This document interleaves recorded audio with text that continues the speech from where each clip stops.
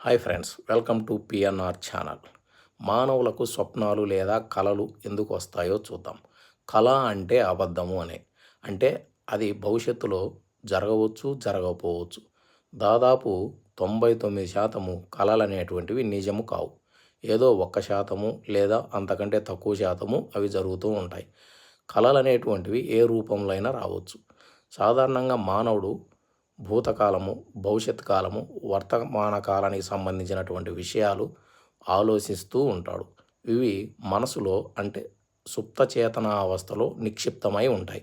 మానవుడు రాత్రిపూట లేదా పగటిపూట గాఢ నిద్రపోతున్నప్పుడు మెదడులోని కొన్ని విషయాలు అవి తొలగించబడతాయి. మిగతా కొన్ని విషయాలు తొలగించబడవు.